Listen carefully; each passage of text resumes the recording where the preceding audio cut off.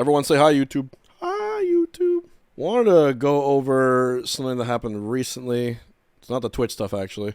It's something that kind of hits home for me, but is currently ongoing as well. The tournament crown happened recently. It was in Utah. Obviously, Zombo won, Jackal second, which was big upsets for everyone. Pretty hype event to watch all throughout it.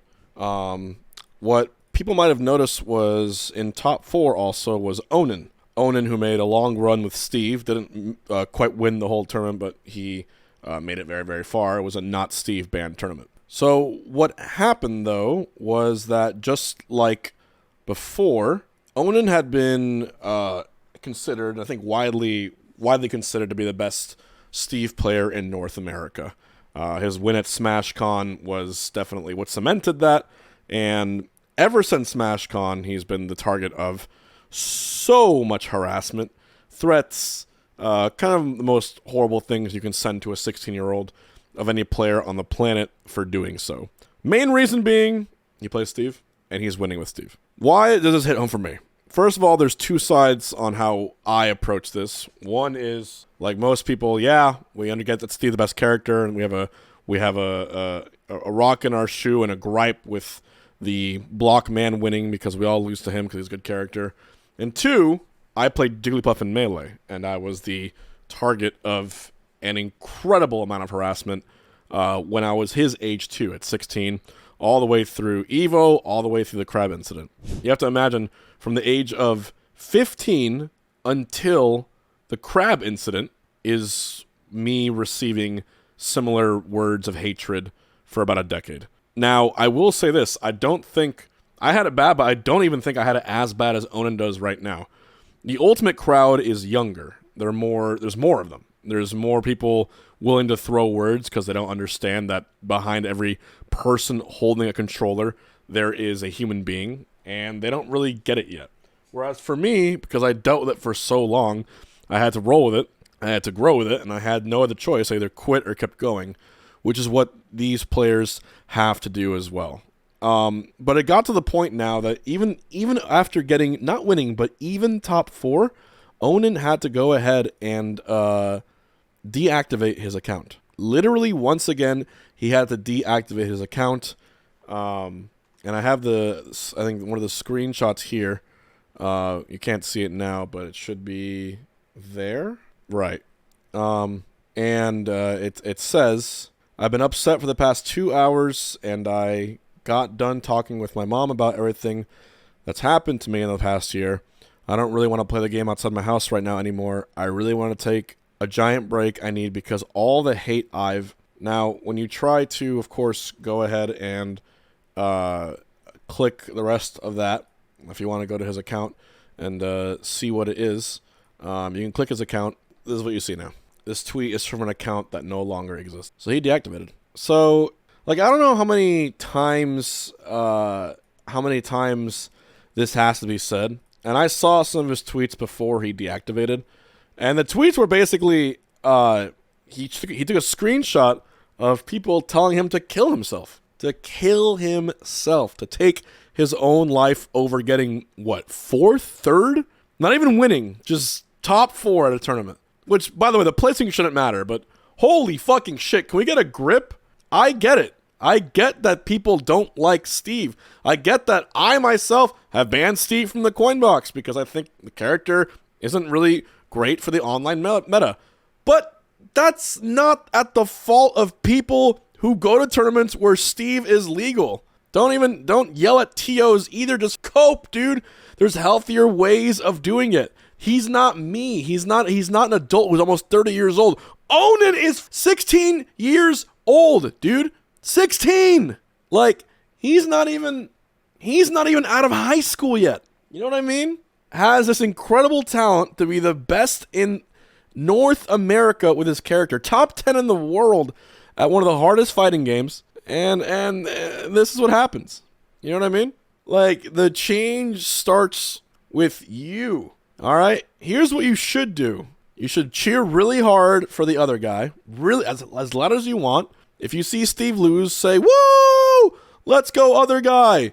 You know, Yeah, Steve lost. Yeah, Sonic lost. Don't like jeer the other player, dude. It's not. How many years has it been that we have to deal with this now? Like, how many years do we have to be in the same like circle, the same roundabout of things and common courtesy, things that we shouldn't do, to the point where we have to just keep repeating this, you know? Even Onan asked the sponsor. Sponsor gave me the thumbs up. Done competing for a good while. Not sure how long until I feel fully comfortable with a mental reset.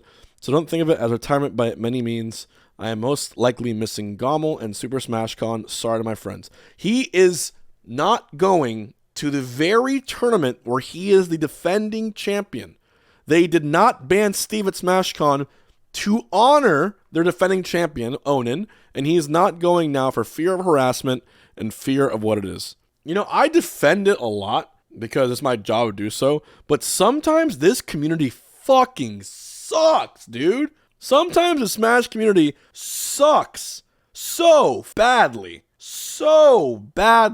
When we do things right, we do things right, and it's a beautiful thing. But when we do things wrong, and this has to happen over and over again, we have to be one of the shittiest communities I have ever been part of or ever seen. It's just so stupid. Like, grow up, man. Grow up. I don't have to repeat my story. I don't have to tell you what I went through when I was the young up-and-coming Puff player in Melee, and I had all eyes on me. I don't have to. The stories are already there. I thought maybe this story and seeing like to where I got, maybe it'll set an example, right? Maybe it'll be like, maybe there is good in someone and maybe there's promise of someone, right?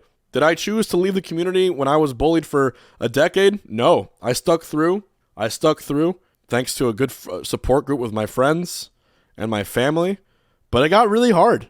You go ahead and ask Crunch, my coach, how many times I said I'm quitting. Like, this is the last one.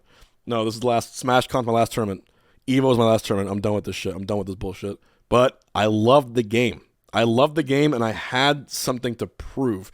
Something in the back of my head told me, if I become the best, maybe then they'll respect me. Isn't that a crazy thought? If I become the best, maybe then they will respect me. Like Mango told me during that whole Evo debacle, get off Reddit and go practice.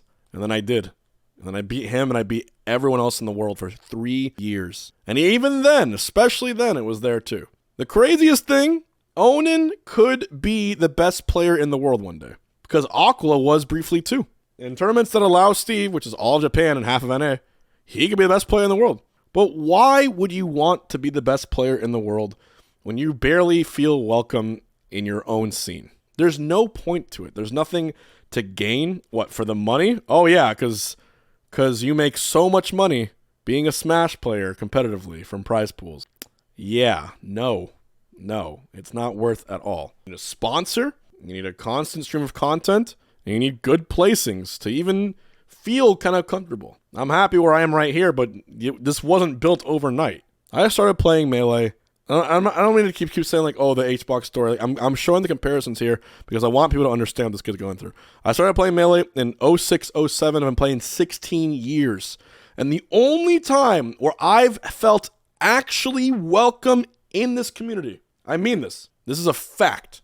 The only time that I've actually felt welcome in this community was the first year that I played and the last 3.